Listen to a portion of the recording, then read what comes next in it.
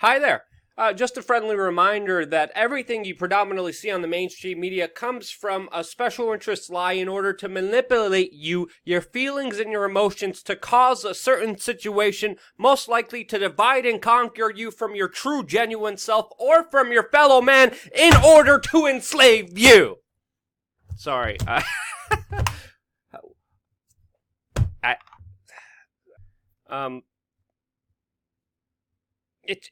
It's true.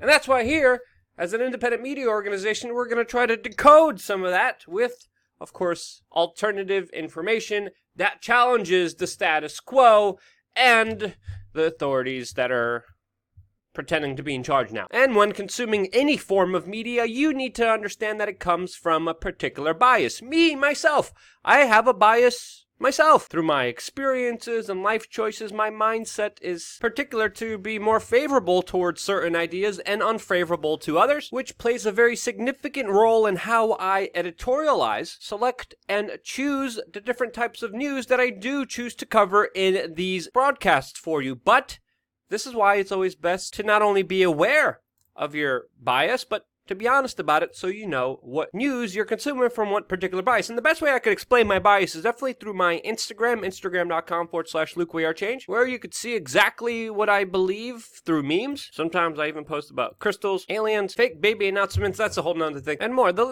link to this will be in the description if you want to check it out more. But just moving ahead here, and continuing on the topic of editorializing, we see this abused to its maximum effect by the, quote, mainstream media authoritative voices, as YouTube likes to call them, which of course they promote over, of course, independent outlets that don't have any strings attached to their news reporting.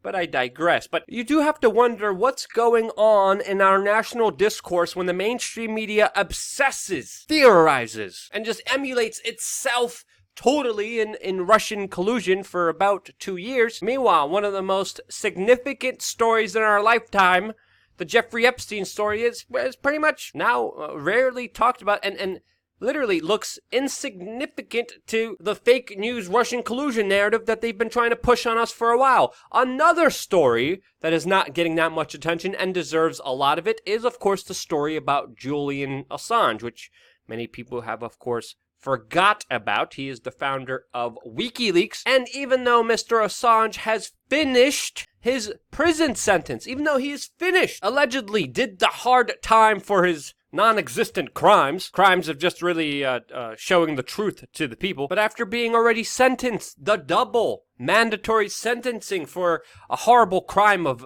bail jumping, and after already finishing this double mandatory sentence that he served, he is still being kept in jail, solitary confinement, in what many people have called gross violations of human rights. Even Pamela Anderson, who was a close friend to him, is saying that he is being psychologically tortured. And yeah, if I was still sitting in jail after paying my time, after finishing my sentence, I would wonder about that too. As of course, Assange is still being held in jail, awaiting the trial for his extradition from the UK to the United States, which he is not a citizen of. Yeah, and if there ever was a bigger story that shows you how corrupt and inept the American justice system is, it is definitely the one that we're viewing unfolding right now, that is getting very, very little attention from, of course, the mainstream media that has essentially forgotten Julian Assange.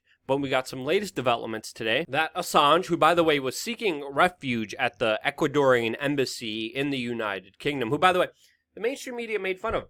The mainstream media said, oh, Assange is just paranoid. He's a crazy conspiracy theorist. Why is he hiding in the Ecuadorian embassy? Why is he hiding away from justice? And as you can see, everything that has happened to him has been the total opposite of just any kind of justice. It has been a lot of gerrymandering. It has been a lot of bullcrap. But now we're finding out that when he was in refuge at the Ecuadorian embassy, that he was actually being spied on for 24 hours a day by a Spanish security company that was sharing the information not only with the Central Intelligence Agency, the CIA, but also Trump's top donor, Sheldon Adelson. And of course, this private security firm, which is pretty much CIA contractor light, is actually being investigated in Madrid. And again, the main reason the CIA uses contractors like this company is to get away from any kind of accountability, any kind of checks and balances, any kind of Freedom of Information Act requests or reach that normally, of course, would on some level give some kind of transparency to what this secretive organization does. But no.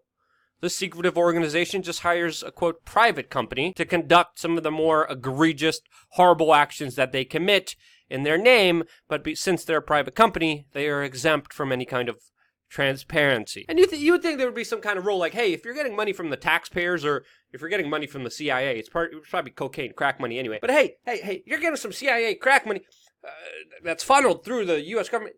You should actually be held liable and be not only accounted for, but go through the same kind of oversight as the corrupt government agency that is hiring you. But no, we don't have any of that. We have the government regulating vapes, which is way more important than this. And this company used microphones and fire extinguishers in the women's toilets, where of course Assange would meet out of fear of being spied on, which again, the mainstream media was making fun of him for that. But now he was being spied on and also live streamed to the CIA. Wow, just when you thought it couldn't get any more egregious, it is.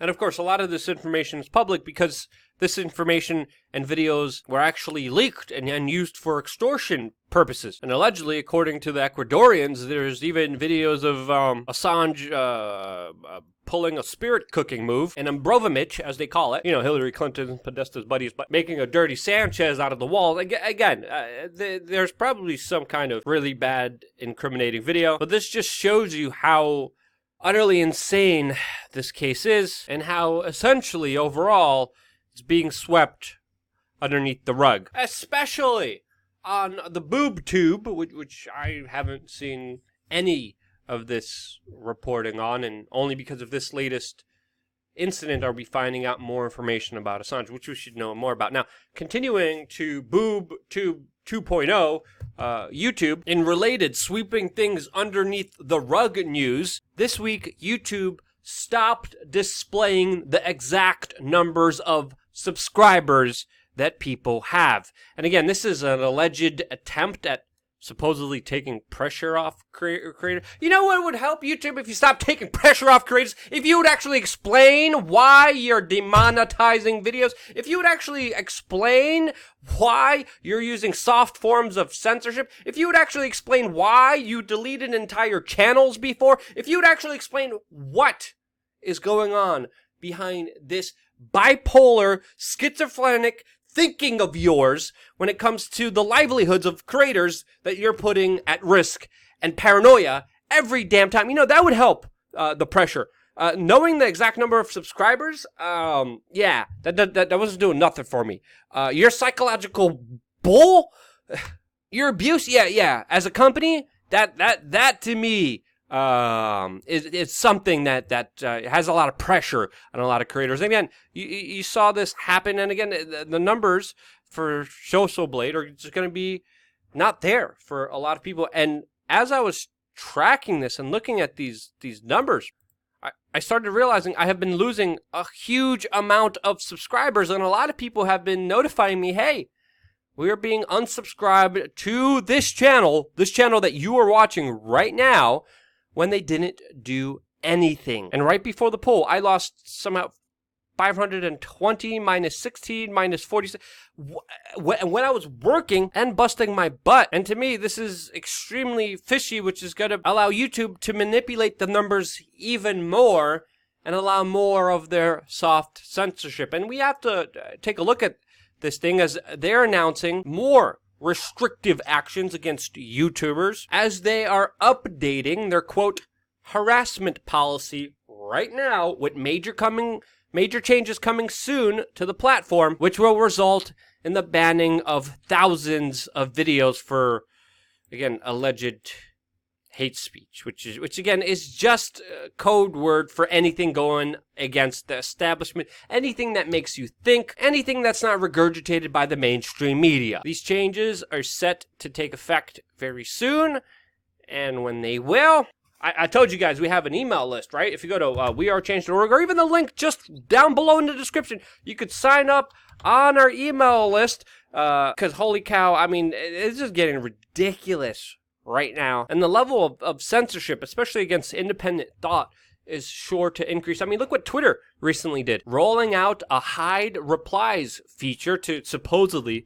stop toxic discussion. Again, stop the truth from coming out there. Stop people from being held accountable from their brain diarrhea that they spew on this platform. That if it's just nutty enough, if it's just hateful enough, Twitter, of course, will promote with its algorithm because it promotes people fighting with each other. And then they kind of look at each other, why is everyone fighting? Oh, no. Oh, that's not me. I didn't create this problem. And of course they did. They did. But anyway, we're seeing more underhanded efforts at what essentially is just soft censorship increasing that we should be all made aware of.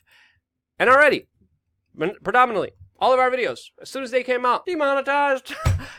Our income has been cut in half, and you know, that's why we created t-shirts that say demonetized on them to get away from that. And if you want to support us, check out our Teespring store. Link is also in the description and helps these broadcasts to continue. Now, moving forward in other things that Central Powers want to sweep underneath the rug, we have the protest in Hong Kong continuing as, of course, the tear gas, the water cannons, the rubber bullets are still flying ahead of what many people are calling a major determining clash point soon, as, of course, China will be celebrating the 70th anniversary of its communist regime with major celebrations on October 1st, which of course the Hong Kong protesters are definitely not going to be celebrating this, but they're predominantly going to be protesting this. And as you saw from our own coverage on the ground from Hong Kong, that this is an extremely wild, dangerous, volatile situation that already is escalating until this anniversary, which everyone sees as a major determining date. And with all of this happening, I'm even debating coming out there one more time, but honestly, from kind of my perspective, I would not be surprised if, again, the Hong Kong police kind of have more of a soft approach during all of this and will be kind of hands-off and ineffective, kind of allowing these events to unfold. Again, that's just my opinion on this particular matter. Anything could happen. Oh, there's my little friend there too. But we're definitely going to be keeping a close eye on this situation as, of course, it unfolds. Hong Kong, of course, is getting some media attention right now. The Yellow Vests are getting barely any. I would even dare to say none in the Western media, as of course large anti-Macron, anti-French EU establishment protests are continuing for over 46 weeks now, and of course look at not stopping at all, which I'm actually going to be on the ground of when it reaches its 1-year anniversary coming up. So stay tuned for live coverage from Paris, France during the 1-year Yellow Vest anniversary that is sure to get pretty hairy. And for my own reporting on the ground in Paris and Hong Kong, I would say Paris, from my experiences, was definitely the more dangerous one unfolding, which should leave you considering why the Yellow Vest protest is not being covered at all, and the Hong Kong protest is being covered on some minor level. And other things you're not being told about, we are finding out that many Americans throughout the United States are being injured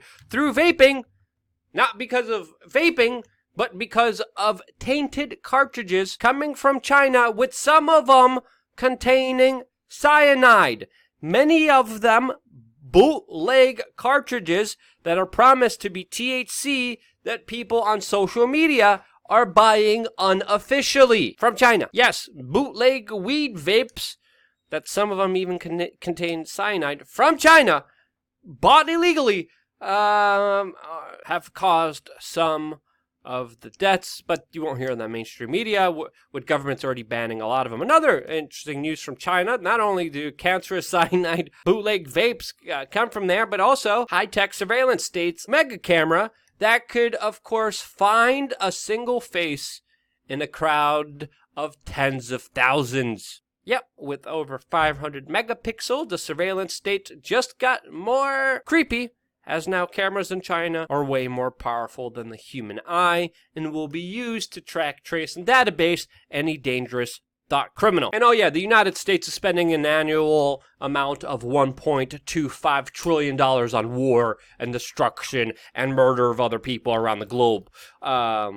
Yeah, gee, man, I wonder why the mainstream media that pushes and promotes wars and is connected to the military-industrial complex doesn't remind us of this fact. Gee, I wonder why this country is bankrupt and poor, why we have so many taxes and the absolute trash that we are paying top dollar for. Gee, I wonder why. Okay, in the next video, I'm going to do more of a foreign policy video talking about Israel, Iran, Turkey, Saudi Arabia, Yemen, the Houthi hostages, and all that. I think I'm going to save those particular issues for later. But just know you're being economically robbed of your future, your children's future, and your children's children's future for the military-industrial complex that is sucking on the teeth and is the biggest welfare recipient of them all. So yeah, started with a rant. I might as well end on one. So yeah, thank you. Sincerely. I'm happy you guys are watching all the way up to this point. It means a lot to me. Sincerely, guys. Wow. You're freaking awesome. Love you guys. Stay tuned for more here on WeAreChange.org.